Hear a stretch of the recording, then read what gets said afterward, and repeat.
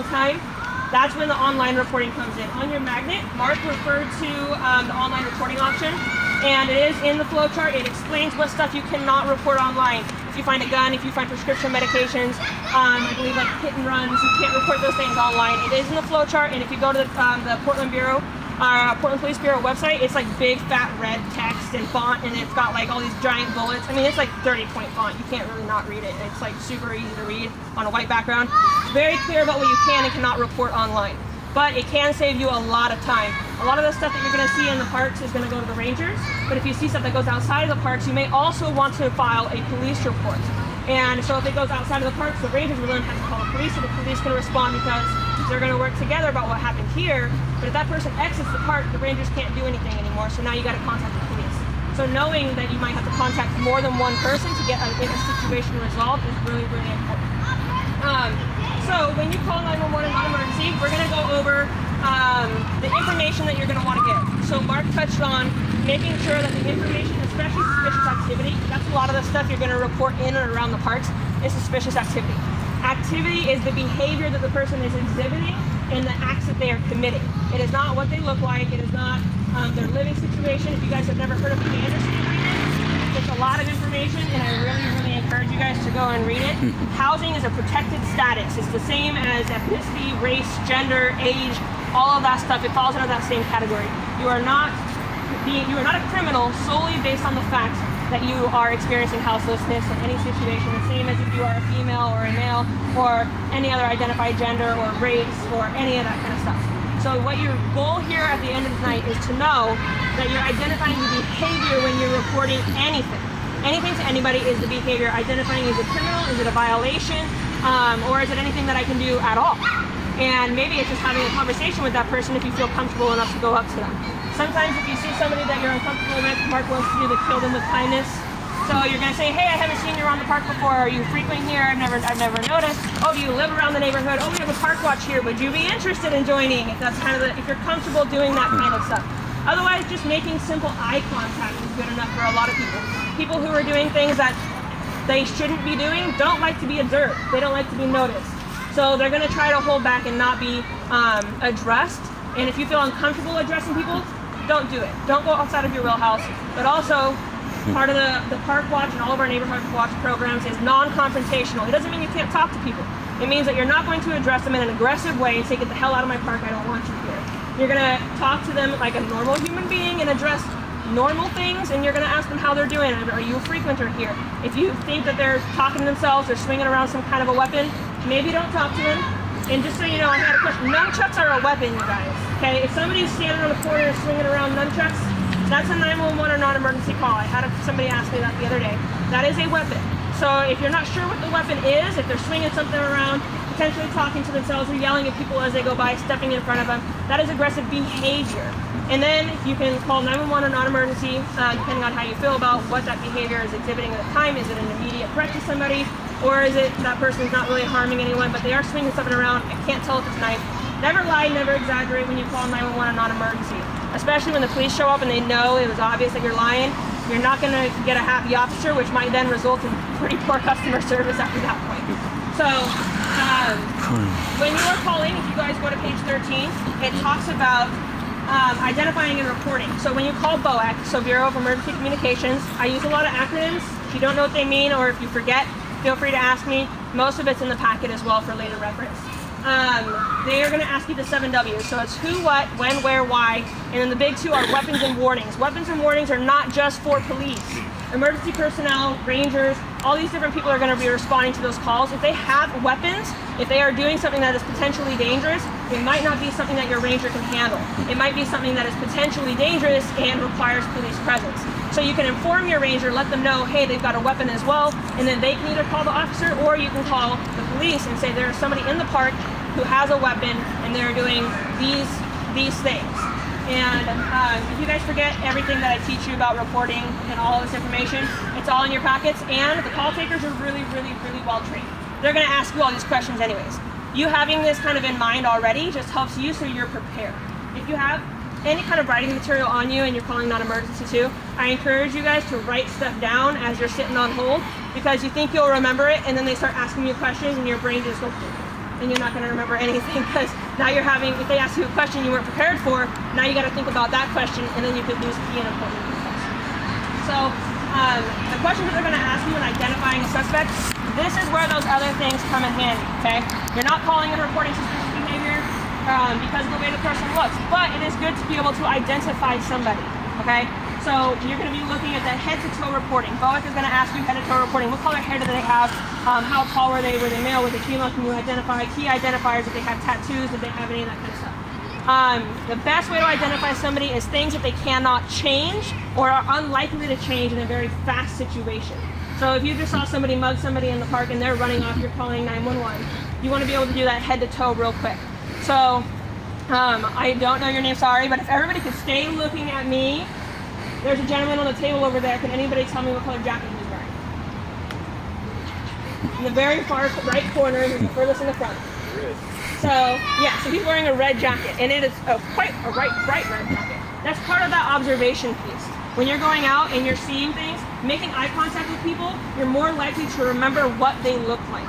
So I'm not saying you stare at them for 10 minutes and watch them as they walk by, but making brief eye contact, you're going to be more likely to remember what that person looks like. And you're going to want to look for facial hair, color of their hair, is it long, is it short, do they have tattoos, do they have scars?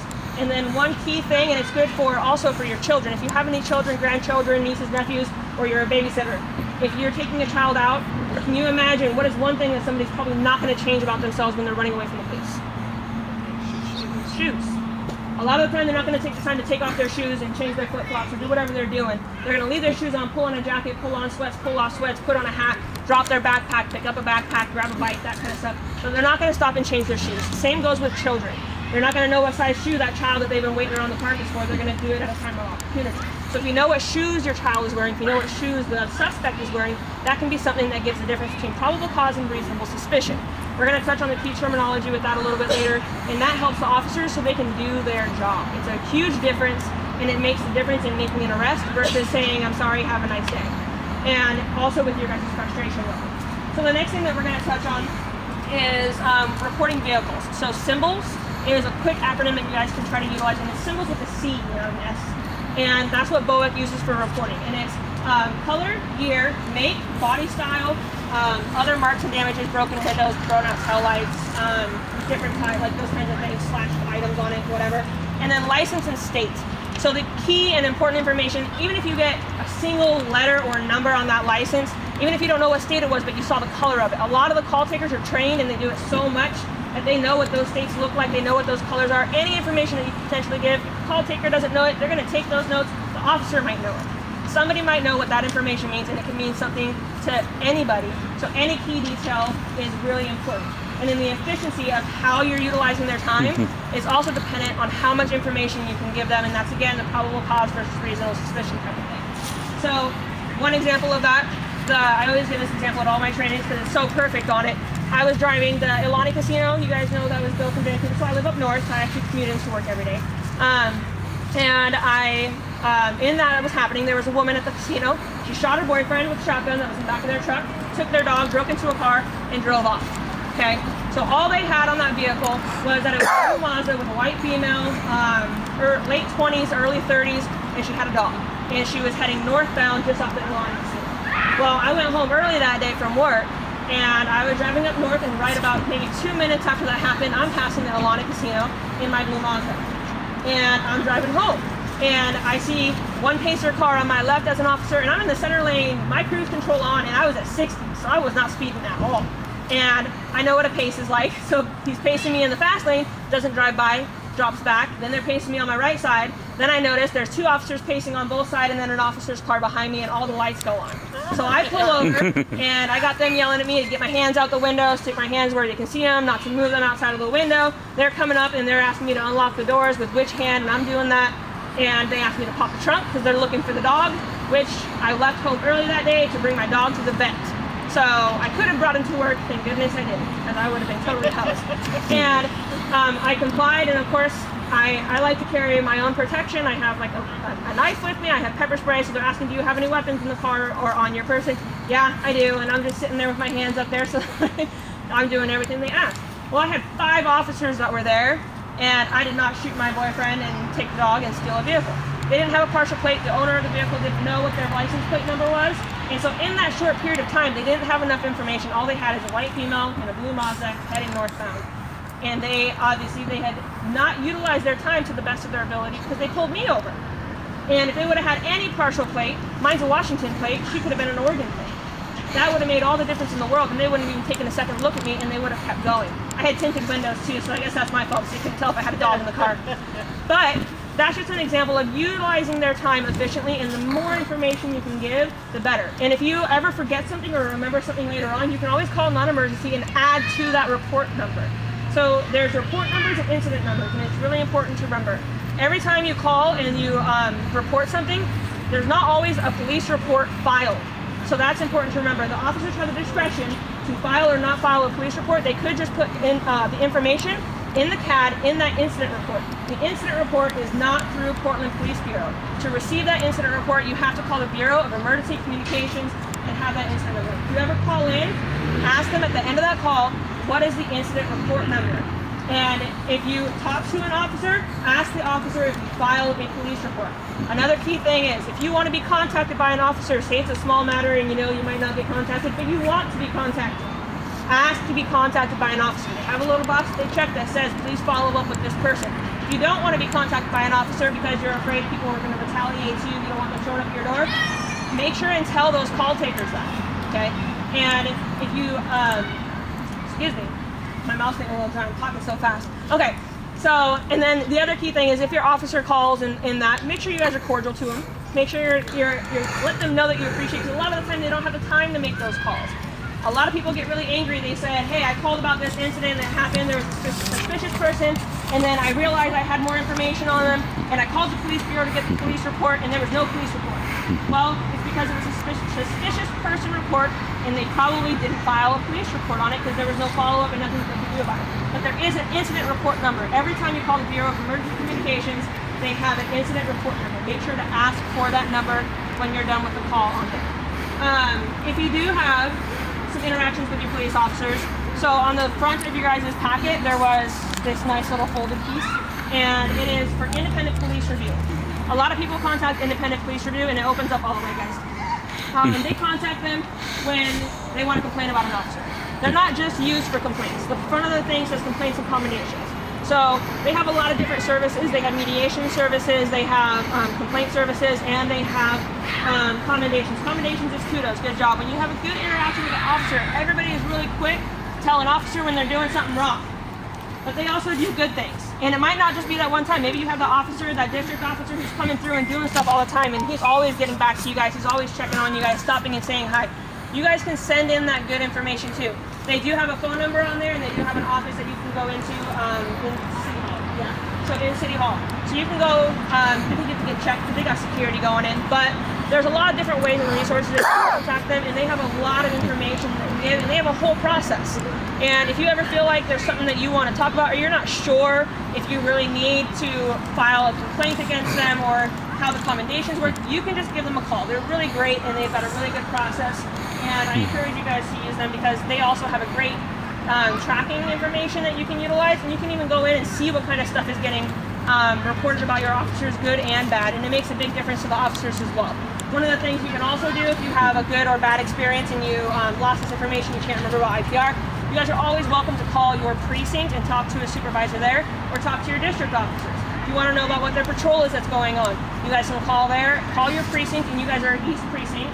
And that information is, I know it's on here somewhere, on page 19.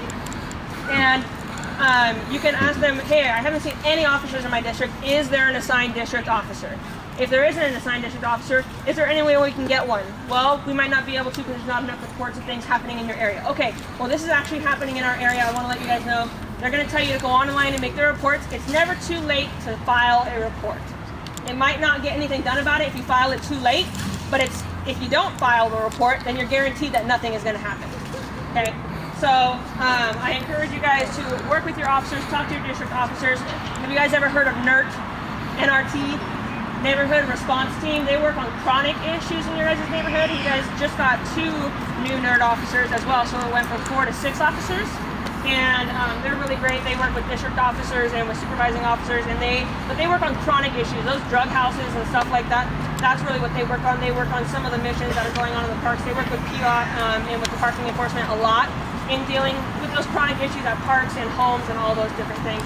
So if you get a chance to ever meet your nerd officers, I really encourage that too. They're also really great. So if you guys go to page 15, if you forget how to do your reporting, that's okay. This is a nice little sheet that goes through as well. I can send you guys as a group these individual pieces if you want to print out more to have in your home. But I encourage people to keep it by the front door, keep it at your junk drawer, that kind of a thing. So when you're sitting on that non-emergency and you don't remember what you need to remember, you can pull this out and it gives you those key identifiers when identifying a suspect and if you need to give that information. So moving on to the next one, we touched on PDX report.